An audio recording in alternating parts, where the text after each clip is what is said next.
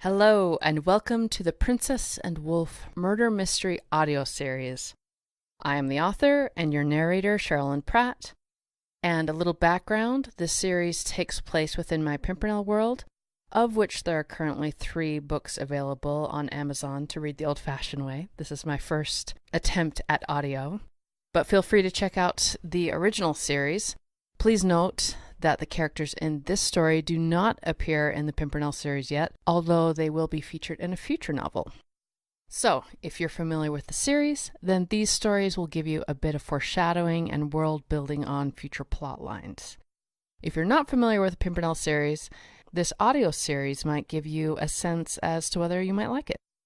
In any case, please feel free to support me by buying any of my books or visiting my website.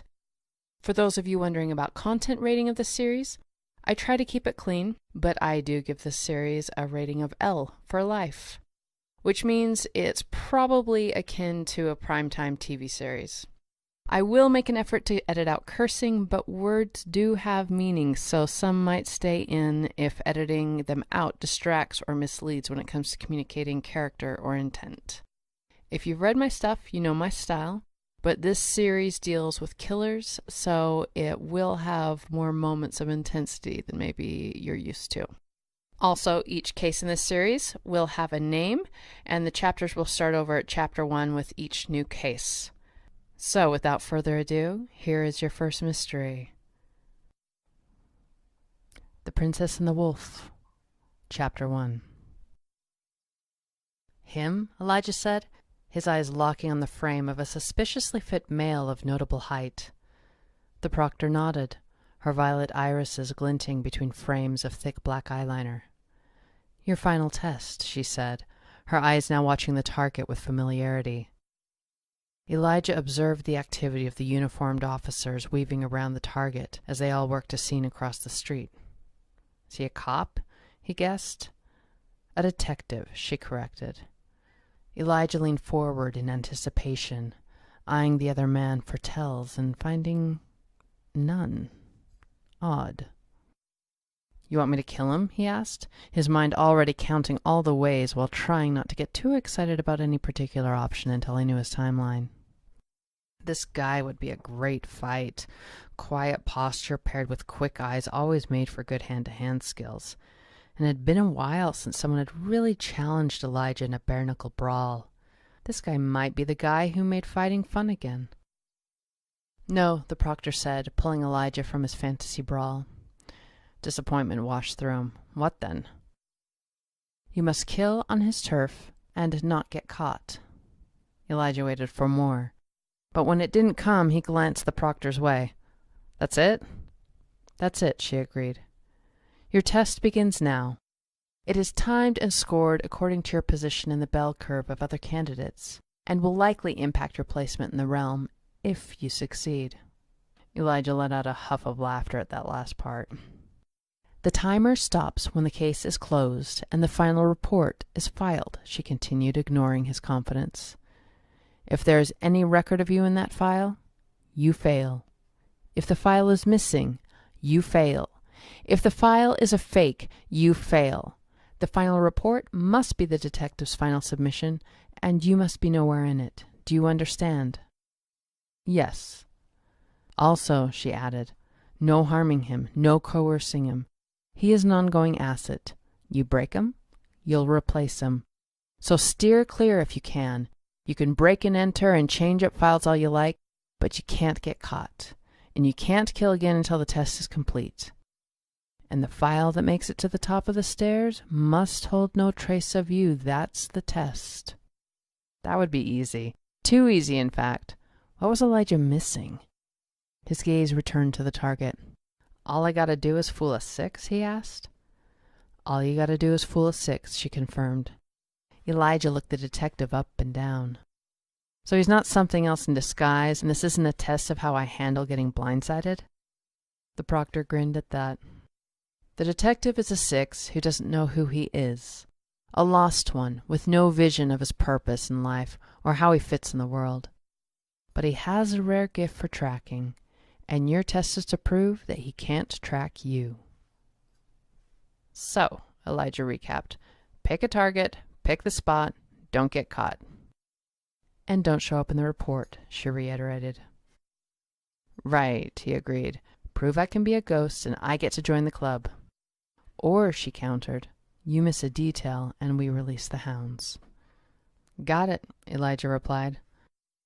The proctor raised her watch so he could see it, showing a timer on the face just starting to count up to 2 minutes. We are watching. We are timing, she said. She lowered her arm and started away. See you at checkmate, apprentice. See you at checkmate, he replied, already knowing where he wanted to find his victim. Chapter 2. The bright glow of the city lights against the dark landscape of night made for a stunning view of the city below. Mariah leaned against the side of the Camaro and took in this sight as her date walked around from the driver's side to join her with a smug smile on his face that said, I told you so. She'd never seen her city like this before. The popular makeout point was several miles below and not nearly as impressive as this view from what appeared to be a construction site for a mountainside facility that had taken nearly 20 minutes of back roads to find. This is gorgeous, she said, taking note of the construction materials and vehicles highlighted around them by the dim moonlight, before refocusing on the cityscape. How do we even have permission to be here? We don't, Damon said with a smooth smile. Not technically. I might have broken a rule or two, but don't worry. I know all the ways not to get caught. And you'll save me? She flirted. He smiled down at her, his eyes locking on her lips, as if considering a kiss. Part of Mariah tensed at the move, even though she'd already decided more than an hour ago that she was definitely going to kiss him. Most hot guys were terrible kissers, but this guy had a glint in his eye that made Mariah wonder if he might be an exception. Her hesitation flickered into resolve when she remembered those final moments at the bar, when she'd snuck out hoping a certain someone might notice, only to have her last backward glance prove she wasn't being watched back. The love of her life had been happily chatting up someone else. It still stung a bit, but Mariah was done pining for someone who always ignored her back, especially when the hottest guy in the bar had taken a liking to her and convinced her he had a key to the best view in the city. And he hadn't been lying. It was beautiful up here, and quiet, save for some crickets, with the city she knew so well seeming to glow in a sea of black ink. Mariah was going to enjoy this moment. A beautiful view with a handsome guy who knew how to make a move. She deserved this. She deserved to be with someone who wanted to make her smile, someone whose eyes stopped looking around the bar once they found her. Mariah had spent so long pining after something hopeless that she stopped even considering other options. She glanced over at Mr. Tall, Dark, and Handsome and found him watching her reaction to the view. She smiled, and this time it was her eyes that dropped to his lips as she considered making the first move. He deserved at least a kiss for reminding her she had options, just like he did. Damon could have had any woman in that bar, and he'd chosen her. Why me, she asked herself, not realizing she'd said it aloud until he brushed a lock of hair away from her face and replied, I just had a sense that this view was meant for you.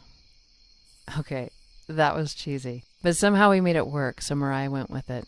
You're like weirdly perfect, she said. How is that possible? He smiled back. In short spurts, quite easily, especially when I need to be. Mariah laughed. He didn't. And all of a sudden things got a little bit weird. Mariah grew still on instinct. What does that mean, she asked, making the question as light as she could. That you're really not perfect? Oh, I think we're agreed that I am, he said, gesturing to the valley. To get you out here with no one following or checking in or knowing where you are? I had to be. What? She stammered, her heart beginning to pound in her chest uncomfortably. Dude, that's creepy. Are you kidding me right now? He shook his head, stepping away from her to move towards the trunk of the car with casual ease. It left her confused, her mind screaming for her to run, even as her eyes said everything was fine. She'd almost convinced herself she'd imagined his words when the trunk latch popped open and Damon reached in and pulled out a bow and a quiver. This is the part where you run, he said, nodding to the unlit decline below the lip of the overlook. Terrain Mariah had never seen before, only to know that it was definitely not paved and there was no way she was wearing the right shoes. Her mind buzzed, palms suddenly sweaty as one foot angled to run while the other seemed to want to walk Damon's direction for some reason, maybe to persuade him. Whatever the case, the awkward stance on uneven ground had her stumbling slightly, but she was too busy not breathing as she looked around for anything that might serve as shelter to really care. Everything was out in the open. The equipment, the giant piping, nature, everything. There wasn't even an outhouse for cover.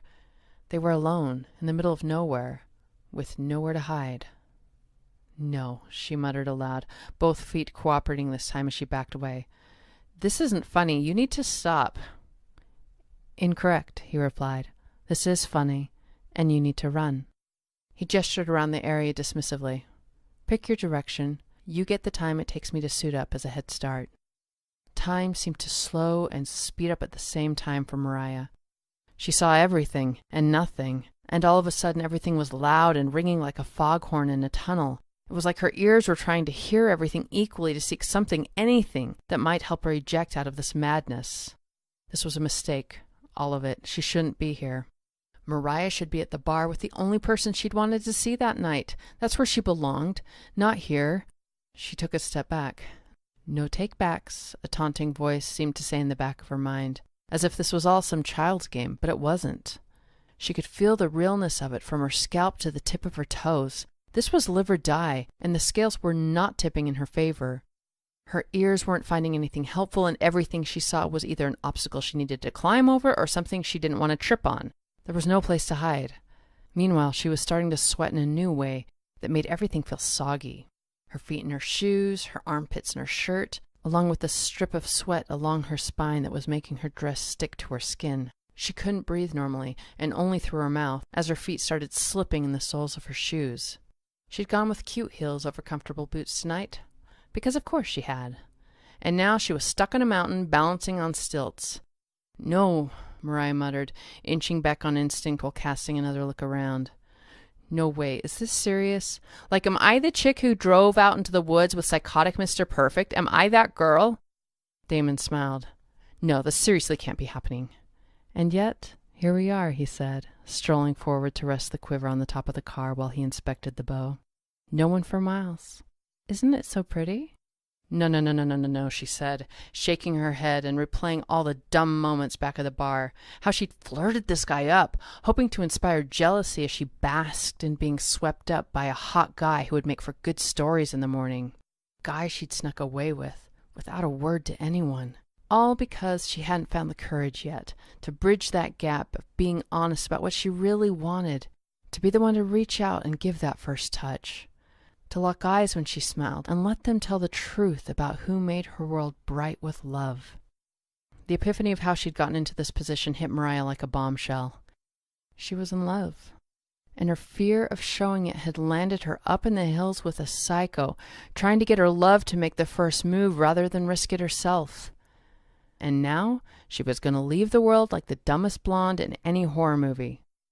"Are you kidding me?" she cried in frustration. "This sucks!" "Only for you," Damon replied, fiddling with a bowstring. "It's quite ideal for me, actually." "It isn't fair," she shot back. He chuckled, looking up. "Of course it is. You could have done any number of things to not be the person standing here with me right now. Yet you did none of them. So here you are. By your own choice. I think that's fair." This dude was seriously nuts. Mariah's hand moved to her pocket on instinct, reaching for her phone and feeling a flicker of hope when it was right where it was supposed to be. "The police can't help you," Damon said, noting the move. No, not police. Mariah would never waste her last call on something like that. She just wanted to hear someone's voicemail pick up one last time, and say something if she had the time. Yet something in the pit of her stomach warned her leaving a message wasn't likely. "If you freaking kill me, I'll haunt you, I swear." He smirked. "I don't believe in haunting." "I don't care what you believe. It'll happen. I'm putting it out there in the universe right now, dude. I have unfinished business. If I leave here with it, I'm coming after you." "Good luck with that," he said, retrieving the quiver from the car roof. "Now, Evelyn..." "That's not my name!" "I don't care," he said. "Run."